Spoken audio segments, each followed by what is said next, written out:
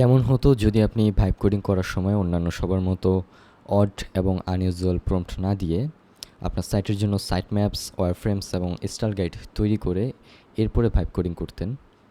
তাহলে অবশ্যই অন্যান্য সবার মতো জাস্ট একটা সিঙ্গেল প্রম্পটের ওয়েবসাইট থেকে আপনার সাইটটা অবশ্যই আলাদা হবে।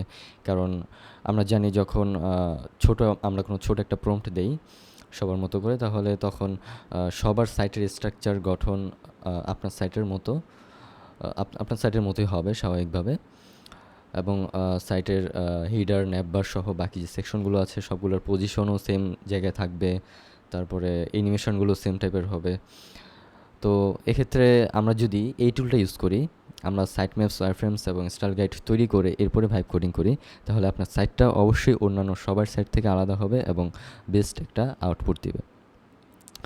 তো চলুন আমরা দেখি কিভাবে এটা কাজ করে। আমরা প্রথমে হচ্ছে একটা প্রম্পট দিব সাইট ম্যাপ জেনারেট করার জন্য। তো প্রথমে এরকম একটি সাইট ম্যাপ জেনারেট হবে আপনার প্রম্পট থেকে।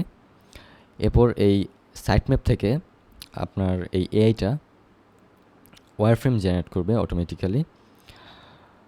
এখানে আপনি এডিটিংয়ের সুপার পাওয়ার্সটা পাবেন এবং নো এআই টেমপ্লেট গিমিক্স। অ্যান্ড তারপরে এই ওয়্যারফ্রেম থেকেই সে স্টাইল গাইড বা ডিজাইন সিস্টেম তৈরি করে দিবে আপনাকে, যাতে আপনি সহজেই কোনো ইউআই ইউএক্স প্ল্যাটফর্মে গিয়ে আপনার ডিজাইন সিস্টেমটাকে গুছিয়ে নিতে পারেন এবং সেই অনুযায়ী ভাইব কোডিংটাকে আরও ইজিলি এগিয়ে নিতে পারেন।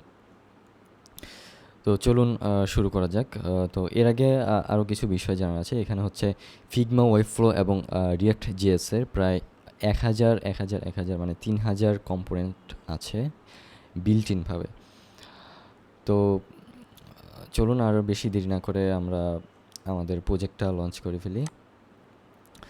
তো প্রজেক্ট লঞ্চ করার পরেই এখানে শুরুতে একটি ক্যানভাস দেখতে পাবেন।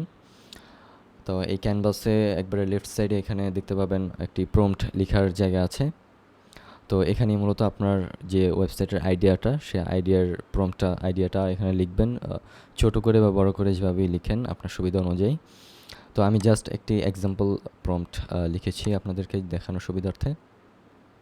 এরপর এখান থেকে আপনারা নাম্বার অফ পেজেস সিলেক্ট করে দিতে পারেন এবং আপনার ওয়েবসাইটের ল্যাঙ্গুয়েজ সিলেক্ট করে দিতে পারেন। এরপরে আমরা জাস্ট এখানে জেনারেট সাইট ম্যাপ বাটনে ক্লিক করব এবং দেখতে পাবেন খুবই মানে 3 থেকে 4 সেকেন্ডের মধ্যেই আপনার ওয়েবসাইটটার সম্পূর্ণ একটা সাইট ম্যাপ সে জেনারেট করে দেবে। তো আমাদের তো সাইট ম্যাপ জেনারেট হওয়া ডান। এবার আমাদের হচ্ছে ওয়্যারফ্রেম তৈরি করার পালা।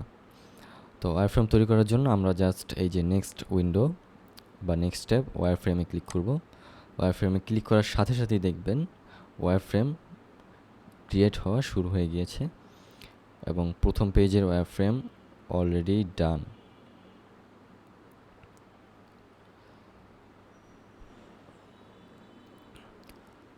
তারপর এখানে আমাদেরকে একটা ইনস্ট্রাকশন দিচ্ছে যে define your colours and fonts to give your site its visual identity. Okay, got it. তো এখানে দেখতে পাচ্ছেন আমাদের হচ্ছে প্রথম যে পেজটা ছিল সেই পেজের ওয়্যারফ্রেমটা সে সুন্দর করে জেনারেট করে দিয়েছে এবং এখন আপনাদের মনে প্রশ্ন আসতে পারে যে বাকি 4টা পেজের ওয়্যারফ্রেম কেন জেনারেট করো না? কারণ হচ্ছে আমি এটার ফ্রি ভার্সনটা ইউজ করতেছি এই টুলটার। আপনারা অবশ্যই এটার বেস্ট আউটপুট পাওয়ার জন্য একটা ছোট হলেও একটা সাবস্ক্রিপশন কিনে নেবেন এবং ইউজ করে দেখবেন, এক্সপ্লোর করে দেখবেন এটা কীরকম আউটপুট দেয়।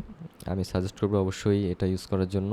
কারণ নর্মালি আমরা যারা ভাইব কোডিং করি বা ভবিষ্যতে করবেন, তারা যদি জাস্ট প্রম্পট দিয়েই সব জায়গায় কাজ চালাতে চান, তাহলে অবশ্যই আপনার সাইটটা ক্রিয়েটিভ হবে না বা হওয়ার চান্স খুবই কম আছে। এক্ষেত্রে যদি আপনি ওয়্যারফ্রেম, সাইট ম্যাপ এবং ডিজাইন সিস্টেমটা তৈরি করে নেন এখান থেকে, পরবর্তীতে গিয়ে ভাইব কোডিং করেন, তাহলে আপনার সাইটটা অবশ্যই একটা বেস্ট সাইট হিসেবে মার্কেটে জায়গা করে নেবে।